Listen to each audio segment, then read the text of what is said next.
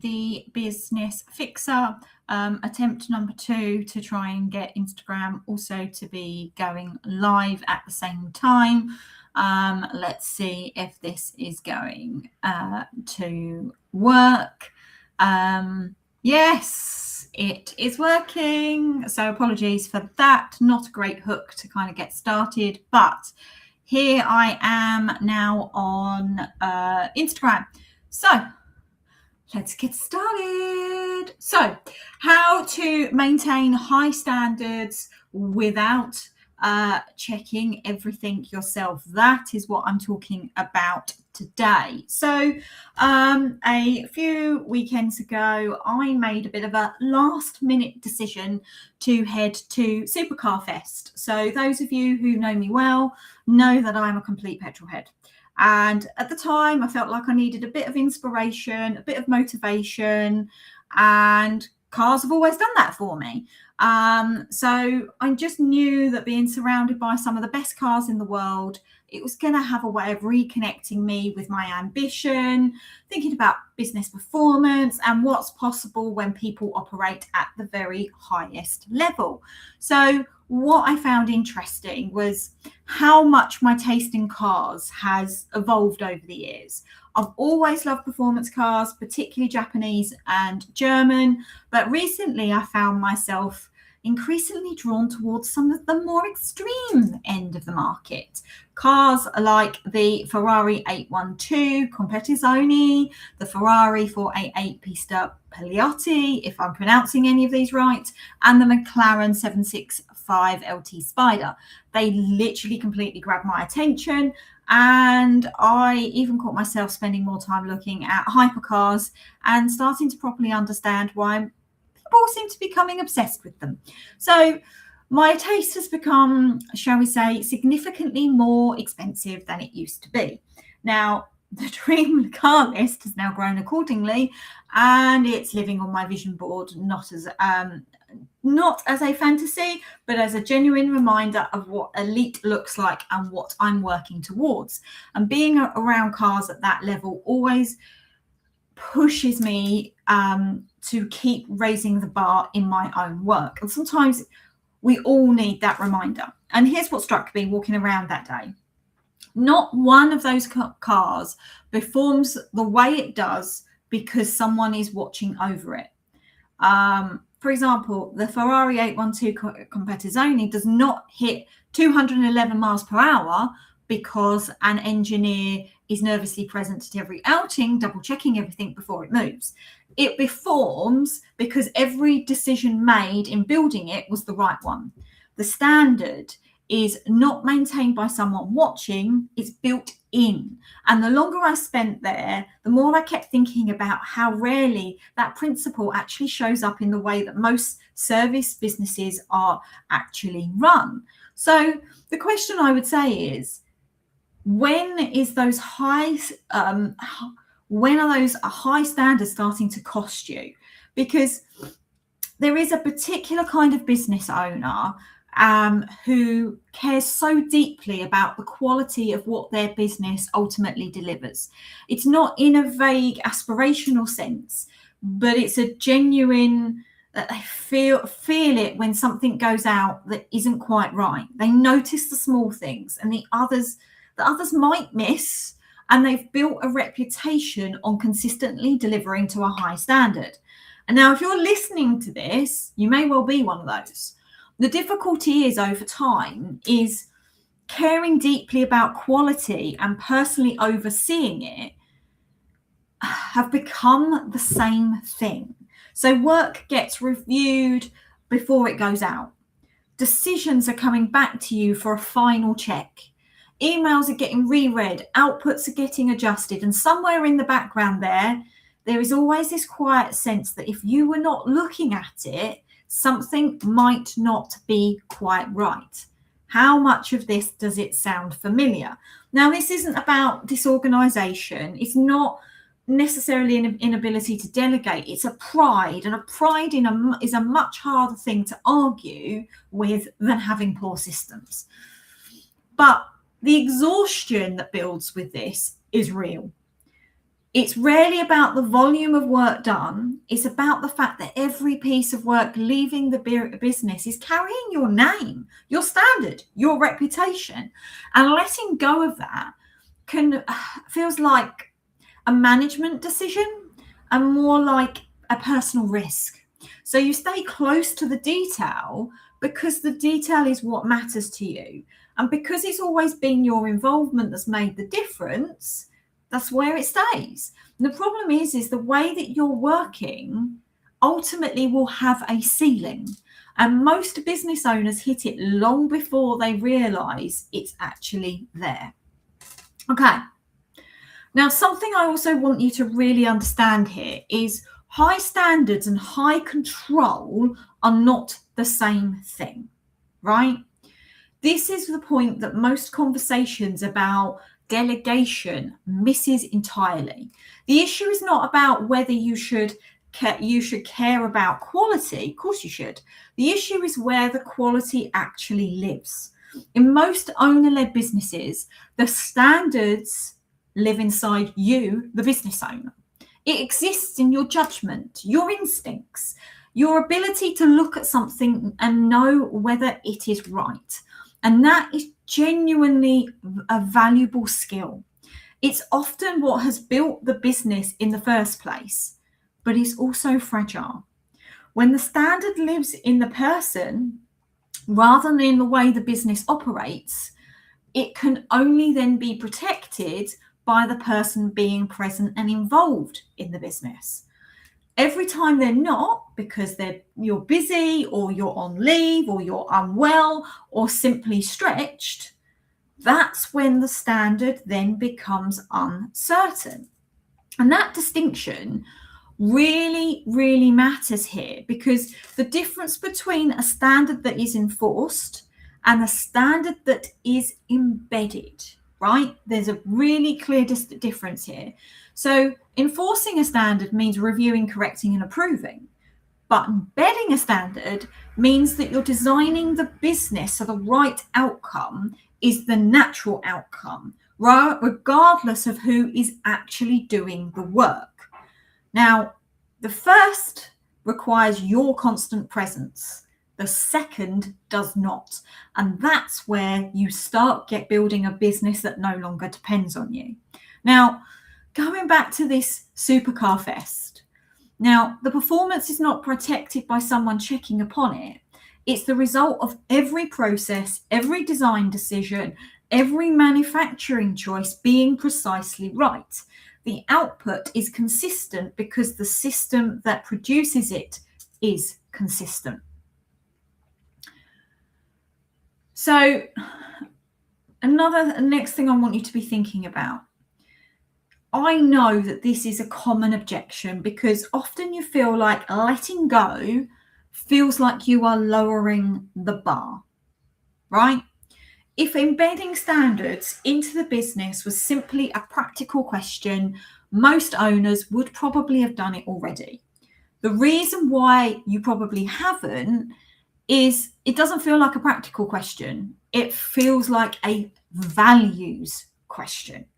Now, many owners have come to believe, often necessarily without realizing it, that their personal attention is what makes the business good. Not just useful, but actually what makes it good. So when the idea of stepping back comes up, it doesn't feel like it's a structural decision. It feels like you might be caring less about your own business. It feels like accepting something lesser. And for someone who's built a business on the basis of quality, that's not an easy thing to sit with. How much of this is actually resonating? Make sure you pop your answers in the comments, right? There are also quieter fears that tend to run underneath this, and see if these sound familiar. Please pop your comments if these do. If I stop checking things, standards will drop. If something goes wrong, it still lands on me. If I'm not the one making sure it's right, am I still adding value? Now, none of these are unreasonable. All of them reflect genuine responsibility, but they're also worth examining, because the belief driving them that your attention is the standard is the one that keeps the business permanently dependent on you and permanently constrained by your capacity. The standard then is not your attention. The standard is the quality of what leaves the business. I'm going to repeat that because this is key. The standard is not your attention. The standard is the quality of what leaves the business. These are not the same thing. And separating them is the beginning of building a business that can actually hold its own quality over time. And that is what ultimately starts to get you freedom. Freedom to be able to do the other things that you love rather than being literally trapped and chained to the business. Okay. Bear with me 1 second. So what high standard businesses build behind the scenes is key, right? The businesses that consistently deliver to a high standard without the owner personally overseeing every output have not achieved that by caring less. They've achieved it by making the standard visible. In most owner-led service businesses, the standard exists, but it is assumed. Everyone on the team knows that you as the owner care about quality. What they often do not know is exactly what quality looks like in practical terms. So what does an excellent piece of client work actually contain? What is the difference between something that's good enough and something that is genuinely right and exceptional? When those questions do not have clear, documented answers, your team, they're left guessing. And the owner, you're left checking because guessing produces inconsistent results. So high-performing businesses solve this by not supervising more, but by clarifying more. They actually write down what excellence looks like for each part of their delivery. They create worked examples that show the team what right looks like in practice. They build feedback loops that identify where quality drifts early before it becomes a problem that needs correcting. They create review checkpoints that do not require the owner's personal judgment every single time because the criteria for what passes review has already been made explicit. The result is standards, they don't rely on one person. They don't require you to be present all of the time. They are carried by the structure of the business, by the processes, the documentation, the examples, and the expectations that exist, regardless of who is doing the work, right?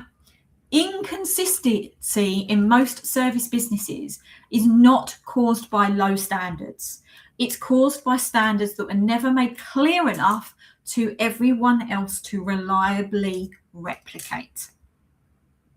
Now, the real cost to you as the business owner of personally holding all of these standards together is this. It's not the time it takes, though that is real enough. It's that you as the owner, you're holding these standards personally. You cannot then fully trust your own business. That's a difficult thing to live with, particularly in a business that you have spent years building. There's always this background sense that something might not be right unless you've looked at it. There is never quite a point where the business feels settled or self-sufficient. Even when things are going well, there is this low-level vigilance that does not switch off because the moment it does, who's making sure the standards hold? That weight accumulates over time. It's why many business owners find that the business begins to feel heavier as it grows rather than lighter. Growth is supposed to mean more resource, more support, more capacity. Instead, it means you've got more to oversee. And commercially, the consequences are equally significant, because when the standard is held by one person, it becomes inconsistent the moment that person is unavailable, stretched, or simply having a difficult week.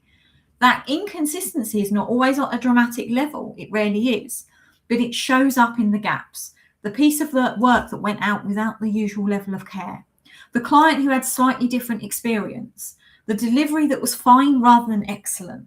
And over time, those gaps accumulate, and the reputation built on your consistent quality becomes harder to protect. Now, one of the key things I want to stress here is when you want consistency at scale does not come from supervision, it comes from structure. So how do you actually now maintain those high standards without becoming the standard yourself, right? The goal here is not to lower your standards. The goal is to make them impossible to miss for anyone in the business, not just for you. So how do we do that? Number one, write down what excellent actually looks like. The starting point is writing it down, not in general terms, but in specific usable ones. So for each part of your delivery, what does a genuinely right output contain? What would you be looking for if you were reviewing it? What is the difference between something that's acceptable and something excellent? And most business owners have clear instinctive answers to these questions. The task is getting those answers out of your head and into a format the team can work from. Number two, create worked examples the team can reference.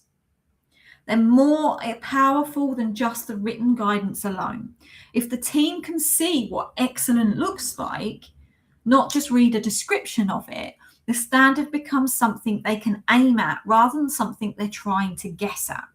This can be as straightforward as annotating examples of strong work to show what makes them strong, or walking through a completed piece of delivery and explaining the decisions behind it. Number three, build review checkpoints around criteria, not instinct. Review checkpoints should be structured. If the only way to check whether something meets the standard is to ask the owner, the review process will always bottleneck at you as the business owner. But if the criteria for what passes review is clearly defined, the review itself can happen at the right point in the process without requiring the owner's personal judgment every time. Put feedback loops in place to catch drift early. Feedback loops are what protects the standard over time. Rather than waiting until something has gone out and it's then been noticed that it's not quite at the right standard, if you're building in regular lightweight checks, a brief review of recent work, a team conversation about what is working well and where there is drift, that creates an early warning system that catches those small inconsistencies before they become patterns. The shift in all of this is from approved-based quality to control to expectation-based quality design. You're no longer the last check before something goes out.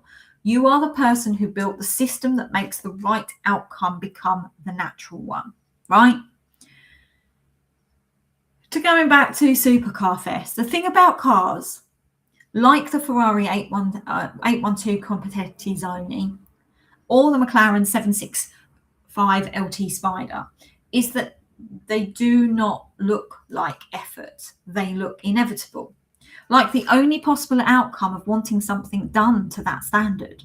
What nobody sees, of course, is the thousands of decisions that sit behind that standard, the tolerances, the testing, the choices made at every stage of design and production that together produce something that performs exactly as it should.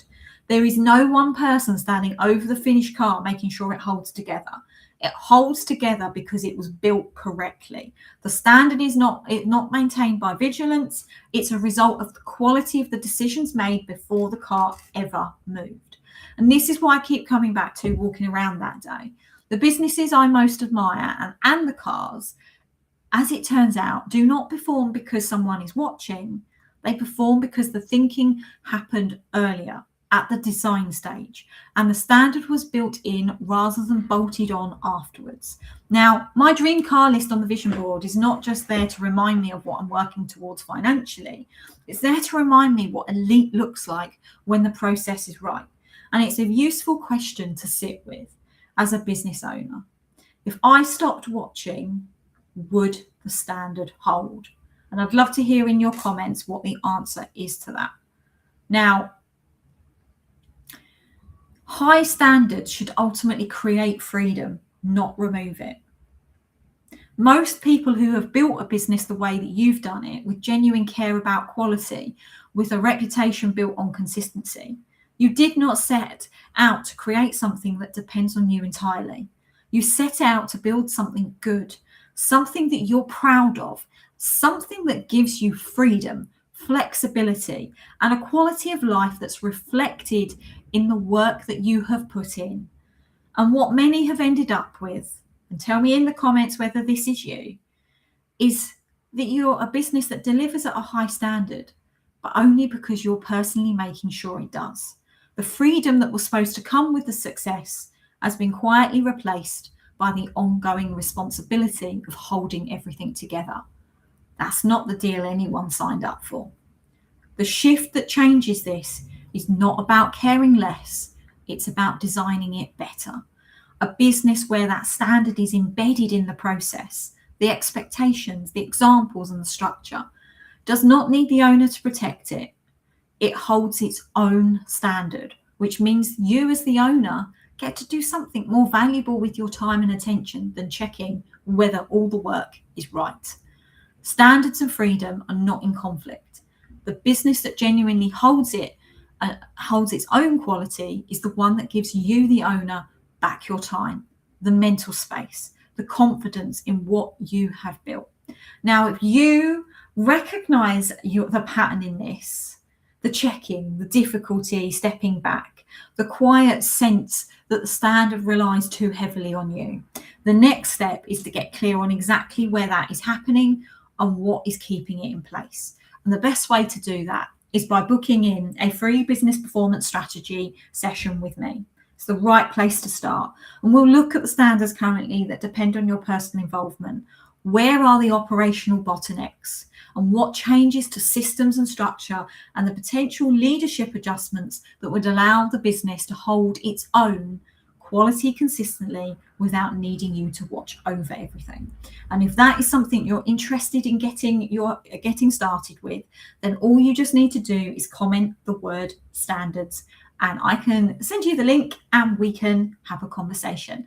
I hope you found today's session useful. I hope it's got you thinking, and obviously reach out if you've got any questions. And if you want to be able, if you've got this as a particular thing where you are holding your own standards and it's holding the business back, then make sure that you book yourself in for a free business performance strategy session and just simply comment the word standards. Speak